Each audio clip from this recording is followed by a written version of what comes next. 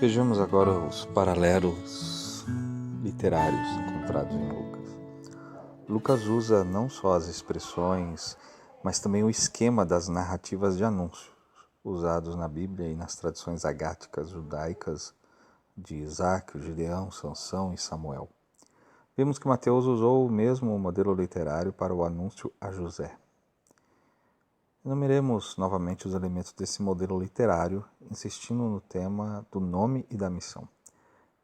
São 7 pontos. Primeiro, situação dos personagens. São pessoas santas, como os pais de Noé, de Isaac, de Moisés, de Sansão, de Samuel, segundo a tradição judaica. Mas eles têm dificuldades com a esterilidade ou a idade avançada, tal como em Gênesis 18, 11, falando de Sara, 25, 21, Rebeca, 29, 31, Raquel, em Juízes 13, 2, a mulher de Manoé, e 1 Samuel 1, 5, falando de Ana. No segundo ponto, temos aí a aparição do anjo e a intervenção de Deus. No terceiro ponto, tem o susto que segue, conforme Juízes 6, 22, 13, 20 e 22. Acompanhado muitas vezes das palavras não temas. Isso tem em Juízes 6:23, no Targum do Gênesis 18:15 e em Lucas 1:13 e 30. Quarto ponto, o anúncio da vinda, referência ao nome e à missão, iniciando-se muitas vezes com eis. Gênesis 16:11, Juízes 13:5, Isaías 7:14, Lucas 1:20 e 31. Tudo é previsto e anunciado por Deus, segundo o curso de seu desígnio. Deus dá um nome, como a Noé, Abraão, Sansão, Moisés, Samuel, segundo a tradição judaica, o que habitualmente é um privilégio do chefe da família. Quinto ponto. Em seguida é feita uma pergunta que oferece uma dificuldade e é pedido um sinal, que em geral não tem nada de culpável. Vemos isso em Gênesis 15:8, Juízes 6:17 e Lucas 1:34, mas também em Lucas 1:18 e Isaías 7:10. Sexto ponto, o sinal é dado. Lucas 1:19 e 20 e versículos 35 e 17. E o sétimo ponto é a execução do sinal e a realização do anúncio. A pessoa e a missão de João Batista são indicadas com expressões ou alusões bíblicas. João é um profeta como Elias diante do Senhor, 1 Reis 17:1. Ele é Nazir ou consagrado como Sansão, Juízes 13, 4, 7. Lucas 7:33, que fala sobre o ascetismo de João. João Batista é repleto do Espírito Santo, princípio da profecia. E Lucas lembra a sua primeira atividade profética em 1:41-44. É consagrado desde o seio, como Jeremias 1:5, Isaías 49:1-5 e Paulo, Gálatas 1:15. Em suma, Lucas considera João um profeta, e nisto segue a tradição, atestada por Marcos 1:3, Mateus 11:10 e Lucas 7:26, 27. João é profeta, mas é também mais do que um profeta. É o profeta escatológico, do qual fala Malaquias, capítulo 3, versículos 1, 24. Sua missão é a conversão, é a reconciliação, a fim de converter os corações dos pais e de preparar um povo disposto. Assim, Lucas enaltece o mais possível a pessoa e o papel de João, mas escolhendo com cuidado todas as expressões dos versículos, no capítulo 1, versículos 15 a 17, para significar que João é inferior a Jesus. Evita cuidadosamente apresentá-lo como um novo Elias ou como um Elias redivivo. Até porque também Jesus, é comparado com Elias. A diferença de Marcos e Mateus, Lucas faz isso. Para Lucas, João não é. Elias apenas tem o espírito e o poder de Elias. E seu papel é unicamente o de preparar o caminho do Senhor. Depois de analisar o anúncio do nascimento de João, vamos agora ver o anúncio do nascimento de Jesus, Lucas 1, 26 a 38. Como que é o desenvolvimento da narrativa? Depois da narrativa da concepção miraculosa de João, vem a da concepção de Jesus. O texto entra no quadro das narrativas de anúncio, mas dentro de um mesmo modelo. As narrativas diferem muitas vezes profundamente. Mateus 1, 18, 25 quer mostrar como, já estando grávida, Maria, grávida pelo poder do Espírito, Deus conseguiu que José aceitasse a função paterna a fim de assegurar a Jesus a filiação davídica. Jesus,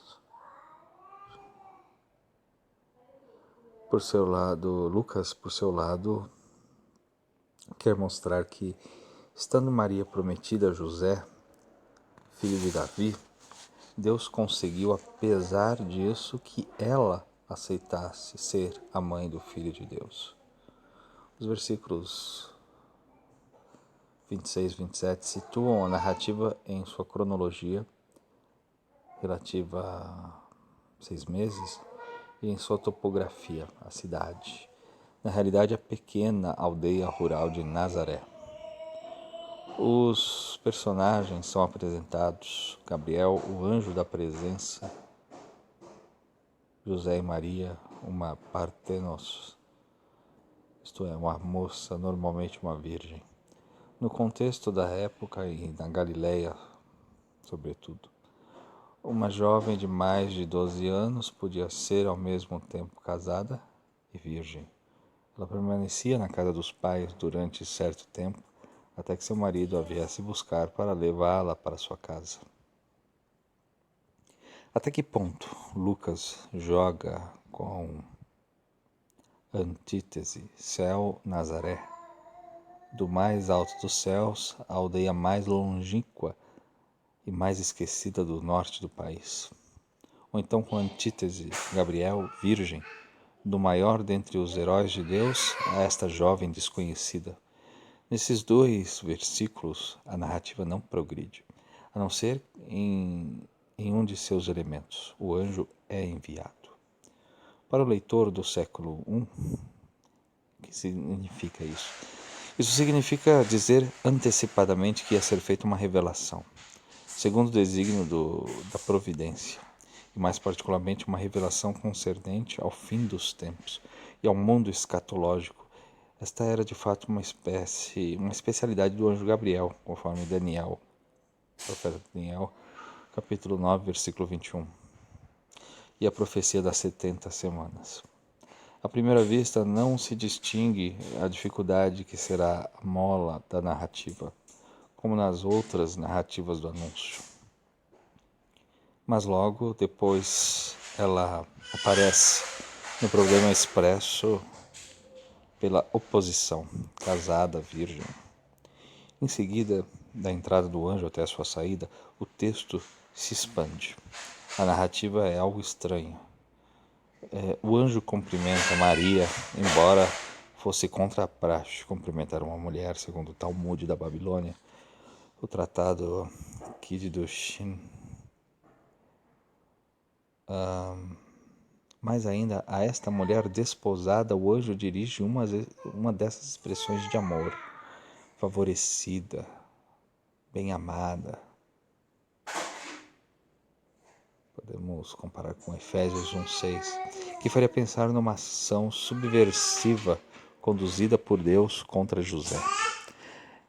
E é isso mesmo. Maria responde: eis aqui a serva do Senhor, retomando as palavras de Ruth 3, versículo 9, e de 1 Samuel, capítulo 25, versículo 41. Dois elementos situados justamente no contexto matrimonial da serva-esposa. Maria troca de esposo. Estamos assim bem distantes do tema tradicional que insiste somente na humildade da Virgem.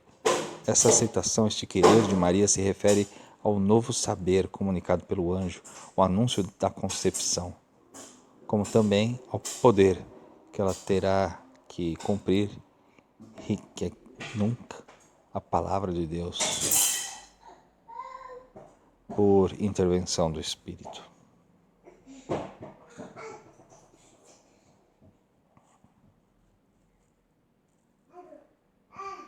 Ao anúncio messiânico do anjo, Maria responde com uma pergunta. Como é que vai se fazer isso se eu não conheço homem algum? Ela mostra uma dificuldade ao desígnio de Deus e pede um esclarecimento. No plano literário, a pergunta responde em parte a de Zacarias, de que modo saberei disso? E tem por finalidade reatar o diálogo e trazer novas precisões. Zacarias pedia um novo saber. Além do saber já comunicado por Deus, era o pedido de um sinal para a verificação. Maria pergunta como pode realizar-se o anúncio messiânico, uma vez que ela, virgem, não está convivendo com nenhum homem. A pergunta dessa vez se refere ao poder. Semelhantes perguntas nos surpreendem. Gostaríamos de responder a Zacarias. Sabê-lo-ás vendo tua mulher grávida, e a Maria, teu esposo José, filho de Davi, permitirá logo o cumprimento dos desígnios de Deus. O anjo, porém, não remete para o futuro, mas para o presente.